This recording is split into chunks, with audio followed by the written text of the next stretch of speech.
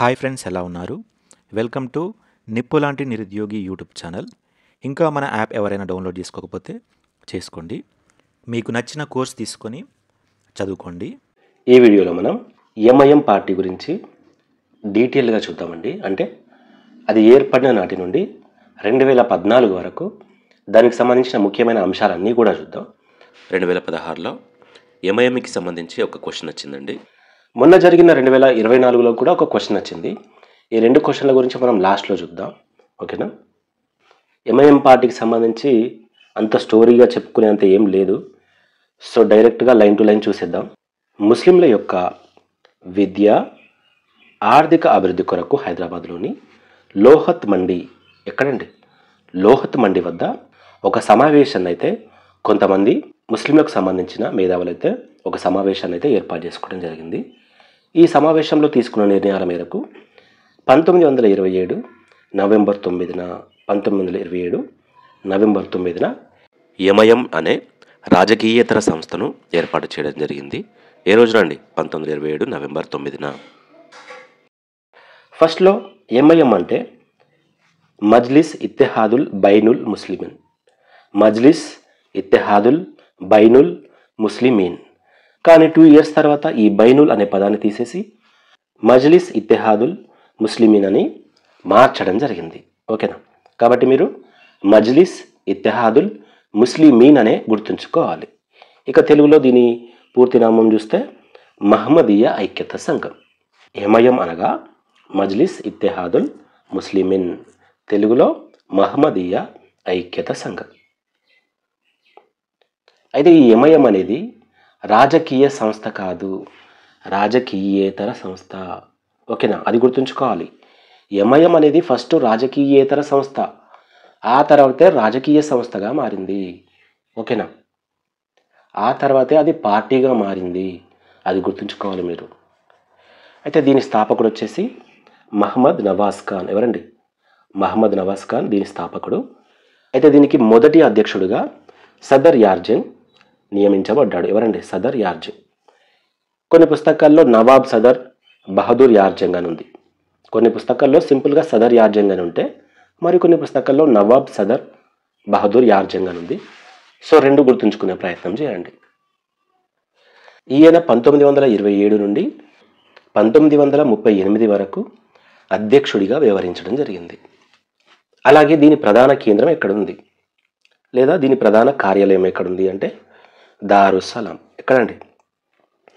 దారుస్సలాం. Next దీని నినాదం అనల్ మాలిక్. ఏంటి? అనల్ మాలిక్. దీని పత్రిక ఎత్తెమాద్. ఇది ఉర్దూ పత్రిక అని చెప్పుకోవచ్చు. ఎంఐఎం యొక్క పత్రిక ఎత్తెమాద్, ఇది ఒక ఉర్దూ పత్రిక. 1929లో సిద్దికీ దీన్దార్ అనే వ్యక్తి దీన్దార్ అనే మత ఉద్యమాన్ని చేపట్టారు. ఇతడు సర్వర్ ఆలం అనే గ్రంథాన్ని కూడా రచించారు. సర్వర్ అలం అనే గ్రంథాన్ని సిద్దికీ దీన్దార్ రచించారు. ఈయన దీన్దార్ అనే మత ఉద్యమాన్ని కూడా 1929లో చేపట్టారు. అంత ఇంపార్టెంట్ ఏం కాదు, బట్ గుర్తుంచుకోండి. ఆ తర్వాత 1938లో రెండవ అధ్యక్షుడిగా మౌల్వీ అబ్దుల్ ఖాదర్ సిద్దికీ ఎంఐఎం అధ్యక్షుడిగా ఎన్నికవడం జరిగింది. ఈయన క్లారియన్ అనే పత్రిక ద్వారా మత ద్వేషాన్ని రెచ్చగొట్టాడు. క్లారియన్. మౌల్వీ అబ్దుల్ ఖాదర్ సిద్దికీ పత్రిక ఏంటి అంటే క్లారియన్, ఓకేనా? నెక్స్ట్ తబ్లిక్ అండ్ అలాగే శుద్ధి. ఐడియా ఉందా మీకు తబ్లిక్ గురించి? ప్రీవియస్ ఎగ్జామ్స్లో దీని గురించి ఒకసారి క్వశ్చన్ కూడా రావడం జరిగిందండి. క్వశ్చన్ ఏంటంటే, హిందువులను ముస్లింలుగా మార్చే కార్యక్రమాన్ని ఏమంటారు? ఆప్షన్స్: శుద్ధి కార్యక్రమం, తబ్లిక్ కార్యక్రమం, ఇంకో 2-3 కార్యక్రమాల పేరు ఇచ్చి అడుగుతాడన్నమాట. ఆన్సర్ ఏంటంటే తబ్లిక్ లేదా తబ్లిక్ కార్యక్రమం. అంజుమన్ తబ్లిక్ ఇస్లాం అనే సంస్థ హైదరాబాద్ సంస్థానంలోని పేద హిందువులకు ఆశ చూపి ఇస్లాం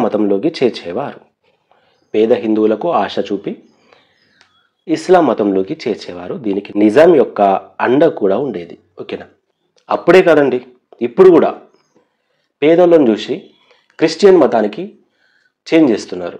ఈ క్రిస్టియన్ వాళ్ళు ఈ ఊర్లలో తిరుక్కుంటూ ఈ పేదవాళ్ళను కానీ అణగారిన వర్గాలను కానీ మీకు ఇక్కడ వస్తే మంచి గుర్తింపు లభిస్తుంది, మీకు మంచి జరుగుతుంది, ఇట్లా వాళ్ళని బాగా ఇన్ఫ్లుయెన్స్ చేసి వాళ్ళని క్రిస్టియన్ మతంలోకి మారుస్తున్నారు. మళ్ళీ ఏంటంటే ఎక్కడ పడితే అక్కడ వాళ్ళ చర్చిలు కడుతున్నారు. ఊరికో గుడి ఉందో లేదో తెలియదు కానీ ఊరికో చర్చ్ అయితే ఉంటుంది. ఇక్కడ నేను క్రిస్టియన్ మతాన్ని తప్పుపడతలేను, కానీ కావాలని కొందరు అదేదో బిజినెస్గా పెట్టుకొని హిందువులను క్రిస్టియన్ మతంలోకి మారుస్తున్నారు. అదైతే నాకు అసలుకే నచ్చట్లేదండి. మీరు క్రిస్టియన్స్ అయితే క్రిస్టియన్గానే ఉండండి, వేరే వాళ్ళను మీ మాటలతో ఇన్ఫ్లుయెన్స్ చేసి మీ మతంలోకి మార్చడం ఏంది నాకు అర్థం కాదు. మీ మతాన్ని మీరు గౌరవించండి, వాళ్ళ మతాన్ని వాళ్ళు గౌరవిస్తారు. ఓకే, అది పక్కన పెడితే ఇక్కడ మీరు ఏమని గుర్తుంచుకోవాలంటే సింపుల్గా హిందువులను ముస్లింలుగా మార్చే కార్యక్రమాన్ని తబ్లిగ్ లేదా తబ్లిగ్ అంటారనేది గుర్తుంచుకోండి. అయితే ఇలా జరుగుతున్న విషయాన్ని ఆర్య సమాజ్ తెలుసుకొని శుద్ధి కార్యక్రమాన్ని ప్రారంభించింది. మళ్ళీ శుద్ధి కార్యక్రమం అంటే ఏంటంటే ఇస్లాం మతంలోకి చేరిన హిందువులు ఉంటారు కదా, వారిని తిరిగి మళ్ళీ హిందూ మతంలోకి మార్చడం అన్నమాట. ఓకేనా, హిందువులే ఇస్లాంలోకి చేరారు, ఆ చేరిన వారినే మళ్ళీ హిందూ మతంలోకి తీసుకురావడాన్ని శుద్ధి కార్యక్రమం అంటారు. ఇక్కడ మీరు గుర్తుంచుకోవాలి, ముస్లింలను హిందువులుగా మారుస్తలేరు వీళ్ళు, ముస్లింలుగా మారిన హిందువులను మళ్ళీ హిందువులుగా మారుస్తున్నారు. ఓకేనా, ఈ కార్యక్రమాన్ని ఏమంటారండి? శుద్ధి కార్యక్రమం అంటారు. దీన్ని ఎవరు నిర్వహించారు అని అడగొచ్చు. ఆర్య సమాజ్ నాయకులు నిర్వహించారు. ఓకేనా, అయితే ఈ రెండు సంస్థలను కూడా అంజుమన్ తబ్లిగ్ అనే సంస్థను అండ్ ఆర్య సమాజ్ ఈ రెండింటిని కూడా తర్వాతి కాలంలో నిజాం ప్రభుత్వం నిషేధించింది. వీళ్ళు ఇదే పనిగా మతాలు మార్చుకుంటూ గొడవలు చేసుకుంటూ ఉండేసరికి ఈ రెండు సంస్థలను నిజాం ప్రభుత్వం నిషేధించడం జరిగింది. నిజాంకు ఏం తెలియదు, అయితే నిషేధించడు, లేకపోతే బహిష్కరించడు, ఇంకా అంటే సంపించడు. నెక్స్ట్ వచ్చాడు బహదూర్ యార్జంగ్. ఈ బహదూర్ యార్జంగ్ 1939లో ఎంఐఎం పార్టీకి అధ్యక్షుడిగా ఎన్నికయ్యాడు. ఆ తర్వాత 1944 వరకు ఆయన ఈ ఎంఐఎం అధ్యక్షుడిగా అయితే పనిచేయడం జరిగింది. ఓకేనా, ఈయన బిరుదులు చూసినట్లయితే యువ సిసిరో మరియు యార్జంగ్. ఈ యార్జంగ్ అనే బిరుదును 7వ నిజాం ఇచ్చారని గుర్తుంచుకోండి. ఓకేనా, అండ్ అలాగే ఈ బహదూర్ యార్జంగ్ ప్రతి ముస్లిం స్వయంగా ఒక రాజు అనే అన్నల్ మాలిక్ నేనే పాలకున్ని అనే ఉద్యమాన్ని చేపట్టాడు. మీకు మీరే రాజులు, ఇదంతా మీ రాజ్యమే అన్నట్లుగా ఒక ఉద్యమాన్ని చేపట్టారు బహదూర్ యార్జంగ్. అయితే ఇతను కూడా హిందువులను ముస్లిం మతంలోకి మార్చడం జరిగింది. వాడు క్వశ్చన్ ఇలా అడుగుతాడు, హిందువులను ముస్లిం మతంలోకి మార్చిన ఎంఐఎం అధ్యక్షుడిని గుర్తించండి అంటాడు అని ఒక 4 పేర్లు ఇస్తాడు. అప్పుడు మనం బహదూర్ యార్జంగ్ అని చెప్పాలి. ఓకేనా, అయితే 1938లో విడి సావర్కర్ హిందూ మహాసభల అధ్యక్షుడైన తర్వాత హిందూ రాష్ట్ర సిద్ధాంతాన్ని ఇచ్చాడు. విడి సావర్కర్ హిందూ రాష్ట్ర సిద్ధాంతాన్ని ఇవ్వడం జరిగింది. అయితే ఈ హిందువులకు ముస్లింలకు 1938లోనే గొడవలు జరిగినాయి. వీటినే మనం ధూల్పేట అల్లర్లు అంటూ ఉంటారు. ఓకేనా, ధూల్పేట అల్లర్లు ఎప్పుడు జరిగాయి అంటే 1938లో జరిగాయి. ఈ అల్లర్లు జరిగిన తర్వాత హిందువులకు ముస్లింలకు మధ్య సయోధ్య కొరకు మందుమూల నరసింహారావు మరియు బహదూర్ యార్జంగ్ వీరి మధ్య ఐక్యతా చర్చలు జరిగినాయి. వీటిని సింగ్ జంగ్ చర్చలు అంటారు. ఇప్పుడు చెప్పండి, సింగ్ జంగ్ చర్చలు అంటే ఏంటి? 1938లో ధూల్పేట అల్లర్లు జరిగినాయి. హిందువులకు ముస్లింలకు గొడవలు జరిగినాయి. ఈ గొడవలు లేకుండా వారి మధ్య సయోధ్య తీసుకురావడం కోసం ఐక్యతా చర్చలు మందుమూల నరసింహారావు మరియు బహదూర్ యార్జంగ్ మధ్య జరిగాయి. వీటినే మనం సింగ్ జంగ్ చర్చలు అంటాం. ఓకే, నెక్స్ట్ 1940లో బహదూర్ యార్జంగ్ రజకార్ల వ్యవస్థను ఆవిష్కరించారు. రజకార్ల వ్యవస్థను ఎవరు ఆవిష్కరించారు అంటే బహదూర్ యార్జంగ్. ఓకేనా, బహదూర్ యార్జంగ్ రజకార్ల వ్యవస్థను ఆవిష్కరించడం జరిగింది. దీని గురించి నెక్స్ట్ వస్తుందండి. ఏ సంవత్సరంలో అంటే 1940లో, ఇది కూడా ఇంపార్టెంటే. అండ్ తర్వాత 1942లో హైదరాబాద్ పాలనలో బ్రిటిష్ రెసిడెంట్ జోక్యం చేసుకోవడాన్ని బహదూర్ యార్ జంగ్ విమర్శించడంతో బ్రిటిష్ రెసిడెంట్ గాడు ఈ హైదరాబాద్ పాలనలో వేలు పెట్టడం బహదూర్ యార్ జంగ్కు నచ్చక ఆయన విమర్శించారు. దాంతో నాటి బ్రిటిష్ రెసిడెంట్ ఒత్తిడి మేరకు నిజాం ప్రభుత్వం ఒక ఫార్ములా జారీ చేసి బహదూర్ యార్ జంగ్ ప్రసంగాలపై ఒక ఏడాది పాటు నిషేధం విధించడం జరిగింది. ఆయన ఏమన్నాడండి, మీ బ్రిటిష్ రెసిడెంట్కి ఇక్కడేం పని, మా హైదరాబాద్ పరిపాలనలో మీరెందుకు ఏలు పెడతారు అని జస్ట్ విమర్శించింది అంతే. దానికి అతని ప్రసంగాలను ఒక ఏడాది పాటు నిషేధించారు నిజాం ప్రభువు. నేను చెప్పిన కదండి, నిజాంకి ఏం తెలియదు నిషేధించడం, బహిష్కరించడం లేదా, తెలుసు కదా అది. ఓకే, తదుపరి 1943లో వరంగల్లో జరిగిన మజ్లిస్ వార్షికోత్సవ సభలో బహదూర్ యార్ జంగ్ ప్రసంగిస్తూ హైదరాబాద్ రాజ్యం నిజాం సొత్తు కాదు, ముస్లిం ప్రజల అందరి ఆస్తి అని పేర్కొన్నాడు. ఓకేనా, ఏమని పేర్కొన్నాడండి, హైదరాబాద్ రాజ్యం అట నిజాం సొత్తు కాదు, ముస్లిం ప్రజల అందరి ఆస్తి అని పేర్కొన్నారు. నేనేమంటానంటే హైదరాబాద్లో ఉన్న ప్రతి ఒక్కరి ఆస్తి, కేవలం ముస్లింల ఆస్తి అనడం మూర్ఖత్వం అవుతుంది ఇక్కడ. ఓకే, నిజాంకు వ్యతిరేకంగా మాట్లాడినంటే గ్రేటే, కానీ ముస్లిం ప్రజల ఆస్తి అన్నడం అది కరెక్ట్ కాదు. కేవలం ముస్లింతో ఒక్కటే కాదు కదా, అందరిది. కానీ ఈ లైన్స్ కూడా గుర్తుంచుకోవాలండి, ఎగ్జామ్స్లో అడుగుతూ ఉంటారు. హైదరాబాద్ రాజ్యం నిజాం సొత్తు కాదు, ముస్లిం ప్రజల అందరి ఆస్తి అని ఎవరు పేర్కొన్నారు అని ఓ 4 పేర్లు ఇస్తాడు. అప్పుడు మనం ఏమని చెప్పాలి, బహదూర్ యార్ జంగ్. ఓకేనా, 1943లో వరంగల్లో, అది కూడా మజ్లిస్ వార్షికోత్సవ సభలో ఈ మాట మాట్లాడడం జరిగింది బహదూర్ యార్ జంగ్ గారు. నెక్స్ట్, జనాభా మార్పిడి సిద్ధాంతం. అబ్దుల్ లతీఫ్, ఈ పేరు గుర్తుంచుకోండి. అబ్దుల్ లతీఫ్ అనే వ్యక్తి జనాభా మార్పిడి సిద్ధాంతాన్ని ప్రతిపాదించడం జరిగింది. ఎవరు ఈ అబ్దుల్ లతీఫ్ అంటే, ఈయన ఓయూలో ఇంగ్లీష్ ప్రొఫెసర్. ఓకేనా, అసలు ఏంది ఈ జనాభా మార్పిడి సిద్ధాంతం అంటే, ఇప్పుడు హైదరాబాద్లో హిందువులు, ముస్లింలు, పార్సీలు, సిక్కులు ఇట్లా చాలా మతాల వారు ఉన్నారండి కదా. అయితే ఈయన ఏమన్నాడంటే, హైదరాబాద్ రాజ్యంలోని ముస్లిమేతరులు ఉంటారు కదా, అంటే ముస్లింలు కాకుండా వేరే మతాల వారు, హిందువులు కావచ్చు, సిక్కులు కావచ్చు, పార్సీలు కావచ్చు, వాళ్ళందరూ కూడా వేరే ప్రాంతాలకు వెళ్ళాలి. వేరే ప్రాంతంలో ఉండే ముస్లింలందరూ కూడా హైదరాబాద్కు రావాలి. దీన్నే జనాభా మార్పిడి సిద్ధాంతం అంటారు వీడి ప్రకారం. ఓకేనా, హైదరాబాద్ రాజ్యంలోని ముస్లిమేతరులు ఇతర ప్రాంతాలకు పంపించి ఇతర ప్రాంతంలోని ముస్లింలను హైదరాబాద్కు రప్పించాలి అనేది ఈ అబ్దుల్ లతీఫ్ యొక్క జనాభా మార్పిడి సిద్ధాంతం. అంటే ఇక మీరందరూ వెళ్ళిపోండి, మేము మంచిగా రాజ్యపాలన చేసి ఈ ఆస్తులను మేమే అనుభవిస్తాం అన్నట్లుగా చెప్తున్నాడు అతను. కానీ అది పాసిబుల్ కాదు కదా, ఎన్నో సంవత్సరాలుగా ఇక్కడ ఉండి ఇప్పుడు వెళ్ళిపోమంటే వెళ్ళిపోరు కదా. అయితే ఈ సిద్ధాంతాన్ని హాస్యాస్పదమని మందుముల నరసింహారావు గారు ఏమన్నారంటే, ఖుదా ఓ దిన్ నహి ఆయే అనే పేరుతో ఒక ఆర్టికల్ రాయడం జరిగింది. మందుముల నరసింహారావు ఖుదా ఓ దిన్ నహి ఆయే అనే ఆర్టికల్ని రాయడం జరిగింది. కొన్ని పుస్తకాల్లో గ్రంథం రాశారని ఉంది, మరి కొన్ని పుస్తకాల్లో ఆర్టికల్ అని ఉంది. ఓకే, మీకైతే జనాభా మార్పిడి సిద్ధాంతం అంటే అర్థమైంది కదా. హైదరాబాద్ సంస్థానంలో ఉన్న ముస్లిమేతరులందరూ వేరే ప్రాంతాలకు వెళ్ళిపోవాలి, వేరే ప్రాంతంలో ఉన్న ముస్లింలందరూ హైదరాబాద్కు రావాలి. ఇది అబ్దుల్ లతీఫ్ గారి జనాభా మార్పిడి సిద్ధాంతం.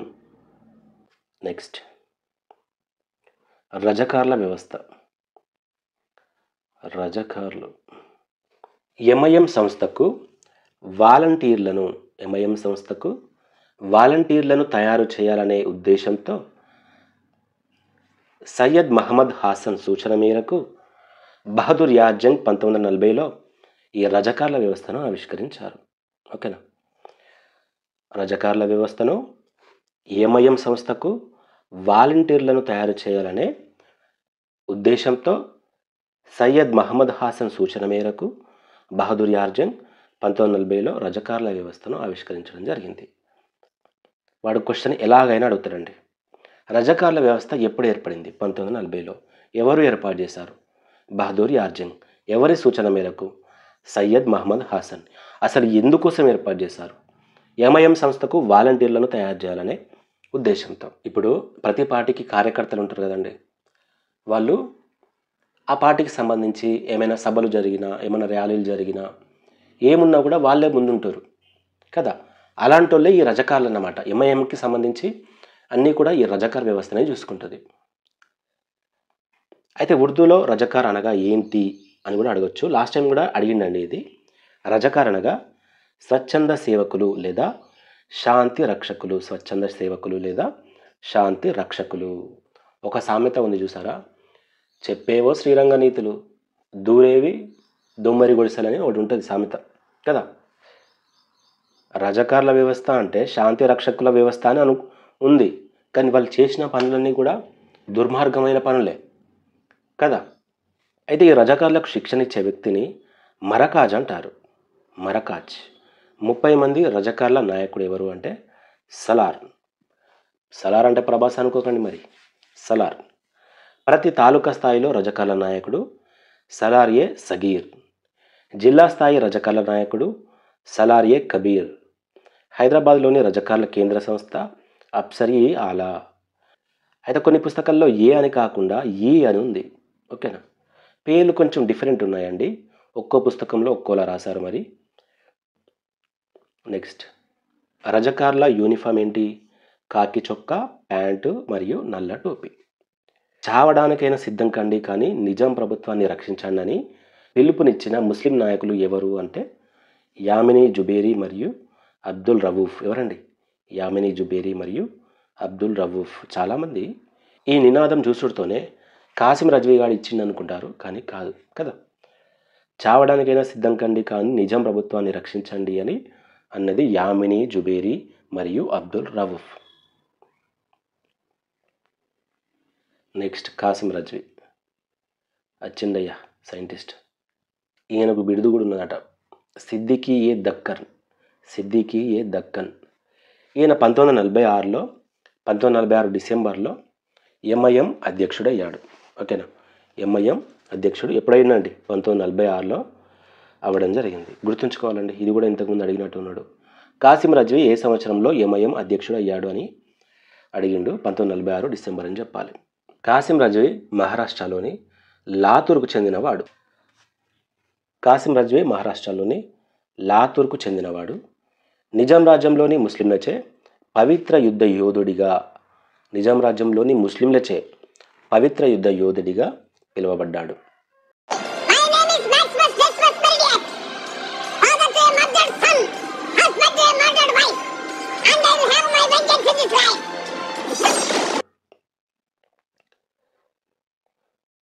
పంతొమ్మిది 1946లో ప్రభుత్వ లెక్కల ప్రకారం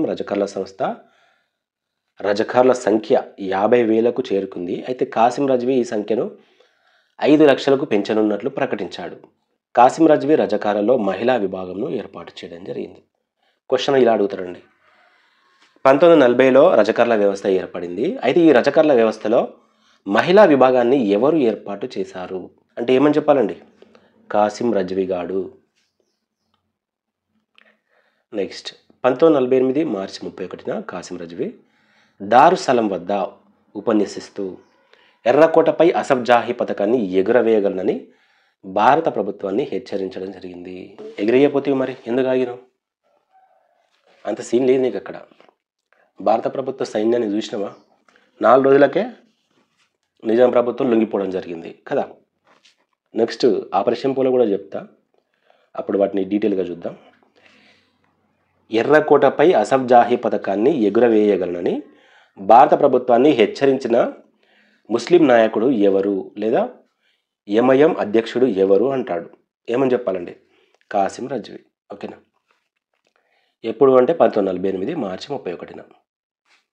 అయితే హైదరాబాద్లో ముస్లింల పాలన కొనసాగితేనే తన మనుగడ కూడా ఉంటుందని భావించిన కాసిం రజ్వీ నిజాంకు వ్యతిరేకులైన వారిపై దాడులు చేసేవాడు. ఈ దాడులు 1946-48 మధ్య కాలంలో అధికం అవ్వడం జరిగింది. షోయబుల్లా ఖాన్ ఉన్నాడు కదండి, షోయబుల్లా ఖాన్, ఆయనను కూడా ఈ రజకార్లే చంపడం జరిగింది. 1948 ఆగస్టు 21, 22 ఆ ప్రాంతంలో చంపడం జరిగింది, ఓకేనా. ఆగస్టు 21 నైట్ టైంలో చంపారు. అందుకని కొన్ని పుస్తకాల్లో ఆగస్టు 21 అని, మరికొన్ని పుస్తకాల్లో ఆగస్టు 22 అని ఉంది. ఓకే, నెక్స్ట్ చూసినట్లయితే ముసోలిని తన బ్లాక్ షర్ట్ దళం సహాయంతో ఇటలీ రాజును బందీ చేసినట్లు కాసిం రజ్వీ కూడా తన రజకార్ సైన్యంతో నిజాం ప్రభువును బందీ చేస్తాడని మందుమూల నరసింహారావు గారు అయితే పేర్కొనడం జరిగింది. నరసింహారావు గారు కాసిం రజ్వీకి అంత సీన్ లేదు, అర్థమైందా? కాసిం రజ్వీకి అంత సీన్ లేదు, మీరు ఆయన గురించి చాలా ఎక్స్పెక్ట్ చేశారు, ఆయన అయితే పీకింది ఏమీ లేదు, హిందువులను బాధ పెట్టడం తప్ప, పనికిరాని ప్రసంగాలు చేయడం తప్ప ఏం లేదు. ఇప్పుడు చేస్తున్నాడు కదా ఒక వ్యక్తి, మైకు పట్టుకుంటే చాలు బూతులు, బిల్డప్పులు. ముసోలిని తన బ్లాక్ షెడ్ దళం సహాయంతో ఇటలీ రాజును బందీ చేసినట్లు కాసిం రజ్వీ కూడా నిజాం ప్రభువును బందీ చేస్తాడని మందమూల నరసింహారావు గారు ఒక మాట అన్నారు, అది కూడా గుర్తుంచుకోండి. నెక్స్ట్, ఆ తర్వాత హైదరాబాద్ సంస్థానం ఇండియాలో విలీనమైంది. ఏ రోజు అండి? సెప్టెంబర్ 17న. సెప్టెంబర్ 13 నుండి 17 వరకు ఆపరేషన్ పోలో జరిగితే సెప్టెంబర్ 17న హైదరాబాద్ సంస్థానం ఇండియాలో విలీనమైంది. కేవలం 4 రోజుల్లోనే ఓడిపోయింది. ఆ తర్వాత రజ్వీ గారిని తీసుకుపోయి ఎర్రవాడ జైల్లో, ఎర్రవాడ జైల్లో వేసిల్లా? మహాత్మా గాంధీ ఉన్నాడు ఆ జైల్లో, పోయి ఆయనను ఆ జైల్లో వేసిల్లా? సర్లే, అట్లనైనా చెప్పుకొని బతుకుతాడు. ఓకే, కాసిం రజ్వీపై ప్రభుత్వం 3 కేసులు పెట్టిందండి. ఏంటవి? అలంద్ షరీఫ్ కేసు, షోయబుల్లా ఖాన్ హత్య case, Bibi Nagar dacoit case. Shoebullah ఖాన్ది గుర్తుంటుంది మనకు, మిగతా 2 కూడా గుర్తుంచుకోవాలండి. ఏంటవి? అలంద్ షరీఫ్ హత్య case, Bibi Nagar dacoit case.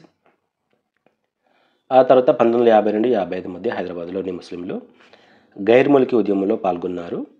Visalaandhra ఉద్యమాన్ని కూడా వ్యతిరేకించడం జరిగింది. కానీ వీళ్ళు 1969లో అగుపడారండి, ఎందుకో కదా, అంతగానం 1969లో వీళ్ళు ఉద్యమాలు చేసినట్లు ఏముండదు.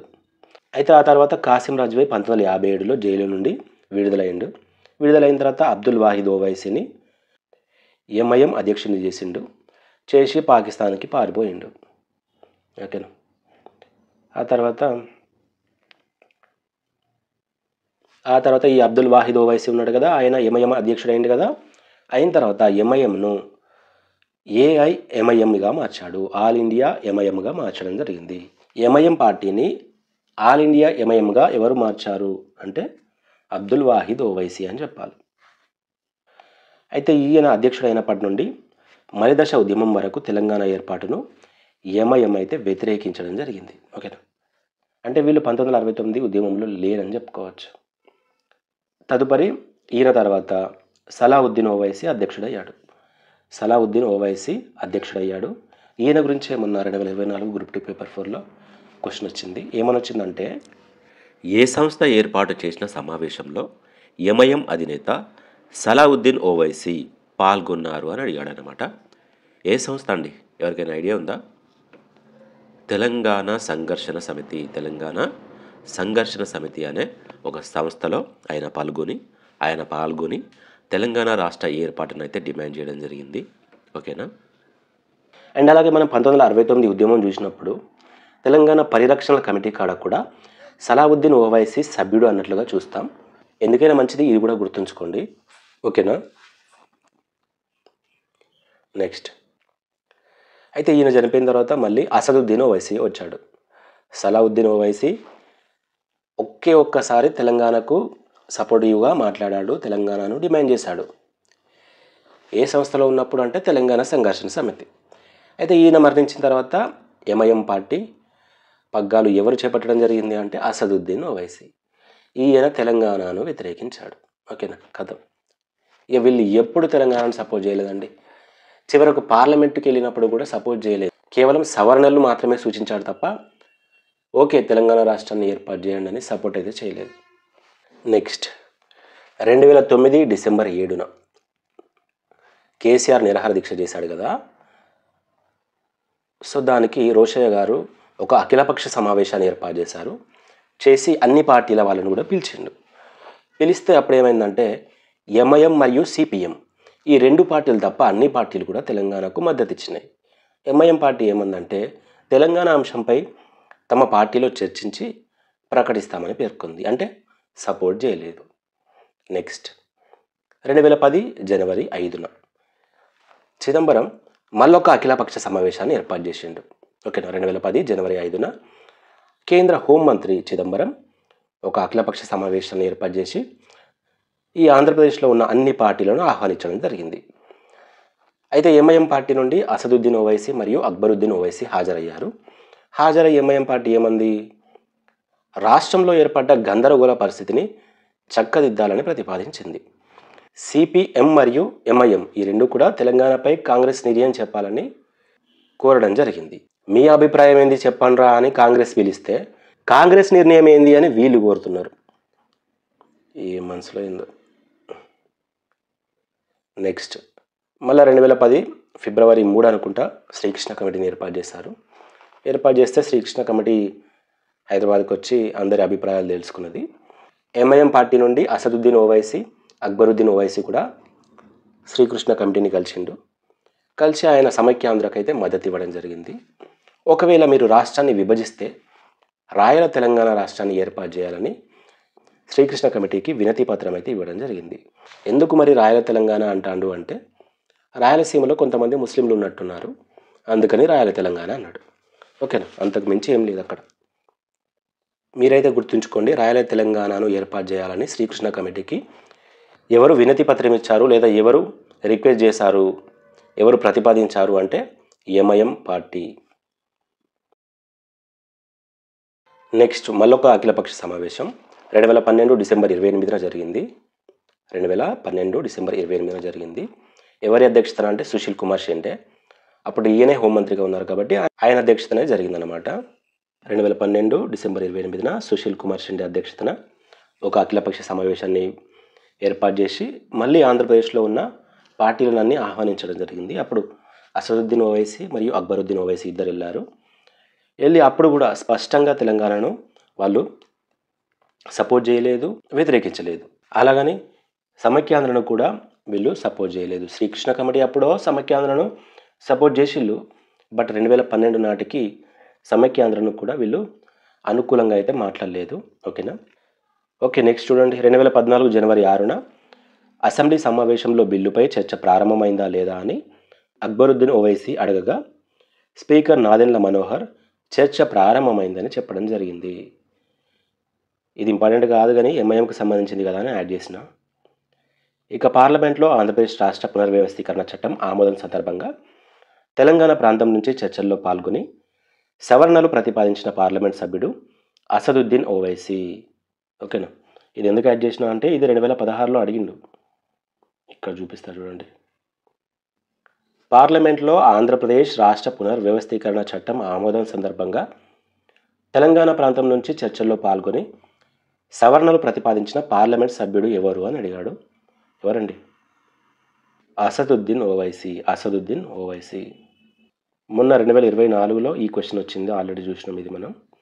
ఏ సంస్థ ఏర్పాటు చేసిన సమావేశాల్లో ఎంఐఎం అధినేత సుల్తాన్ సలావుద్దీన్ ఓవైసీ పాల్గొన్నారు అని ఇచ్చాడు. ఏ సంస్థ అండి? తెలంగాణ సంఘర్షణ సమితి సమావేశంలో ఈయన పాల్గొనడం జరిగింది. ఇది ఎంఐఎం పార్టీ గురించి అండి. మళ్ళొకసారి ఇంపార్టెంట్ పాయింట్స్ చూద్దాం. ఓకేనా, ఇప్పుడైతే important points question and answer రూపంలో అయితే చూద్దాం. ఇక్కడ క్వశ్చన్ నేనే చెప్తాను, ఆన్సర్ కూడా నేనే చెప్తాను, మీరు జాగ్రత్తగా వినండి అంతే. ఓకేనా. మొదటగా ఎంఐఎం యొక్క పూర్తి నామం ఏంటి? మజ్లిస్ ఇత్తెహాదుల్ ముస్లిమీన్. తెలుగులో చూసినట్లయితే మహమ్మదీయ ఐక్యత సంఘం. తెలుగులో అడిగితే ఉర్దూలోనే అడుగుతాడు, ఖచ్చితంగా గుర్తుంచుకోవాలి. మజ్లిస్ ఇత్తెహాదుల్ ముస్లిమీన్. ఓకేనా. అయితే ఎంఐఎం పార్టీని ఏ సంవత్సరంలో ఏర్పాటు చేశారు? పార్టీ అని కాదు, ఒక రాజకీయేతర సంస్థగా 1927 నవంబర్ 9న ఇదైతే ఏర్పాటు చేయడం జరిగింది. ఏ రోజున అండి? 1927 నవంబర్ 9న. ఓకేనా, నవంబర్ 29 కాదు, నవంబర్ 9. అయితే దీన్ని ఎవరు స్థాపించారు? మహ్మద్ నవాజ్ ఖాన్. ఎవరండి? మహ్మద్ నవాజ్ ఖాన్ దీన్ని స్థాపించాడని చెప్పుకోవచ్చు. దీన్ని స్థాపించిన తర్వాత అధ్యక్షులను ఏర్పాటు చేస్తారు కదా. అయితే మొదటి అధ్యక్షుడు ఎవరు అని అడుగుతాడు. అప్పుడు ఏమని చెప్పాలి? సదర్ యార్జంగ్ లేదా నవాబ్ సదర్ బహదూర్ యార్జంగ్. ఒక్కో పుస్తకంలో ఒక్కోలా ఉంది, బట్ మీరైతే సదర్ యార్జంగ్ వస్తుందనేది గుర్తుంచుకోండి. ఓకేనా. దీని మొదటి అధ్యక్షుడు సదర్ యార్జంగ్. దీని ప్రధాన కేంద్రం ఎక్కడ ఉంది? దీని ప్రధాన కేంద్రం దారుస్సలాంలో ఉంది. ఎక్కడండి? దారుస్సలాంలో దీని ప్రధాన కేంద్రం అయితే ఉంది. నెక్స్ట్,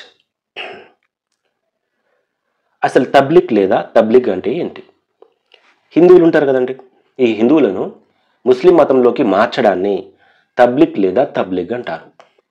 ఇలా ముస్లింలకు మారుస్తున్నారని తెలుసుకొని ఆర్య సమాజ్ వారు శుద్ధి కార్యక్రమాన్ని తీసుకురావడం జరిగింది. ఏంటి ఈ శుద్ధి కార్యక్రమం అంటే, హిందూ మతం నుండి ముస్లిం మతానికి చేరిన హిందువులను తిరిగి హిందూ మతానికి తీసుకువచ్చే కార్యక్రమాన్నే ఈ శుద్ధి కార్యక్రమం అంటారు.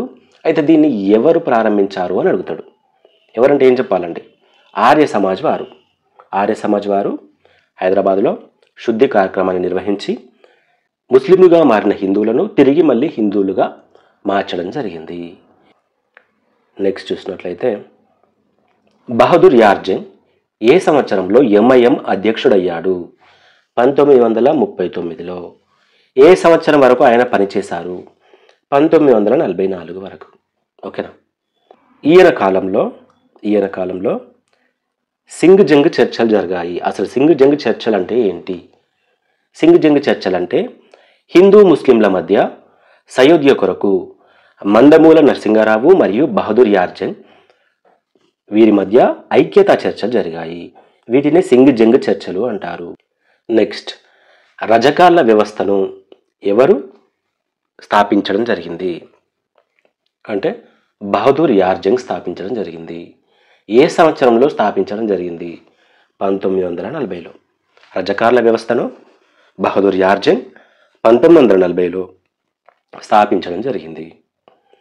అయితే ఇలా ఇవ్వకుండా వాడు ఎవరి సూచనల మేరకు రజకార్ల వ్యవస్థను బహదూర్ యార్జంగ్ 1940లో స్థాపించారు అని అడుగుతాడు. అప్పుడేమని చెప్పాలండి? బహదూర్ యార్జంగ్ ఎవరి సూచన మేరకు స్థాపించారు అంటే సయ్యద్ మహమ్మద్ హాసన్. ఎవరండి? సయ్యద్ మహమ్మద్ హాసన్ సూచన మేరకు బహదూర్ యార్జంగ్ 1940లో రజకార్ల వ్యవస్థను స్థాపించడం జరిగింది. ఈ రజకార్ల వ్యవస్థను అసలు ఎందుకు స్థాపించారంటే ఎంఐఎం సంస్థకు వాలంటీర్లను తయారు చేయాలనే ఉద్దేశంతో దీన్ని తయారు చేయడం జరిగింది, దీన్ని స్థాపించడం జరిగింది. ఓకేనా. అసలు రజకార్ అంటే ఏంటి? ఉర్దూలో అంటే స్వచ్ఛంద సేవకులు లేదా శాంతి రక్షకులు. చెప్పుకోనికో స్వచ్ఛంద సేవకులు, శాంతి రక్షకులు, కానీ వాళ్ళు చేసిన పనులు ఏంటి? ఎంతో మందిని హతమార్చడం జరిగింది, లైంగికంగా వేధించడం జరిగింది, హత్యలు చేశారు, మానభంగాలు చేశారు, ఇండ్లు తగలబెట్టారు కదా. రజకార్లు చాలా చాలా దుర్మార్గానికి పాల్పడ్డారు. దానికి వాళ్ళు అనుభవించారు కూడా ఆ తర్వాత అనుకోండి. ఇక నెక్స్ట్ చూసినట్లయితే,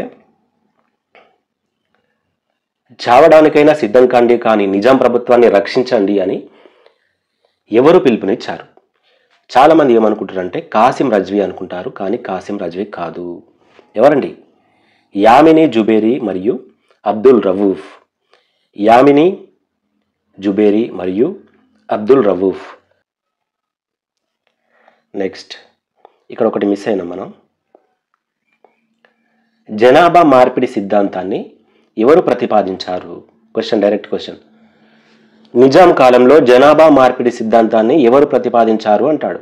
ఏమని చెప్పాలండి? అబ్దుల్ లతీఫ్. నెక్స్ట్,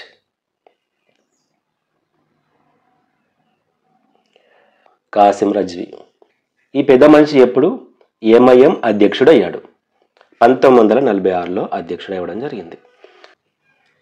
రజకార్లలో మహిళా విభాగాన్ని ఎవరు ఏర్పాటు చేశారని అడగచ్చు. కాసిం రజ్వీ అని చెప్పాలి. అండ్ అలాగే ఎర్రకోటపై అసఫ్జాహీ పథకాన్ని ఎగురవేస్తానని ఎవరు భారత ప్రభుత్వాన్ని హెచ్చరించారు అని అడుగుతాడు. ఏమని చెప్పాలన్నప్పుడు కాసిం రజ్వీ. ఎవరు? కాసిం రజ్వీ. ఏనట ఎర్రకోటపై అసఫ్జాహీ పథకాన్ని ఎగరేస్తాడట. 1957లో ఎంఐఎం అధ్యక్షుడిగా ఎవరు ఎన్నికయ్యారు లేదా ఎవరు నియమించబడ్డారు అంటే అబ్దుల్ వాహిద్ ఓవైసీ. ఎవరండి? అబ్దుల్ వాహిద్ ఓవైసీ. ఎంఐఎంను ఆల్ ఇండియా ఎంఐఎంగా ఎవరు మార్చారు అంటే ఈ అబ్దుల్ వాహిద్ ఓవైసీనే. ఓకేనా. ఈయన తర్వాత ఎవరు అధ్యక్షుడయ్యారు అంటే సలావుద్దీన్ ఓవైసీ. ఒకవేళ రాష్ట్రాన్ని విభజించాల్సి వస్తే రాయల తెలంగాణ రాష్ట్రాన్ని ఏర్పాటు చేయాలని శ్రీకృష్ణ కమిటీకి ఏ పార్టీ రిక్వెస్ట్ చేసింది అని అడిగితే ఎంఐఎం పార్టీ అని చెప్పాలి. ఓకేనా. శ్రీకృష్ణ కమిటీకి రాయల తెలంగాణ రాష్ట్రాన్ని ఏర్పాటు చేయాలని ఎంఐఎం పార్టీ కోరింది.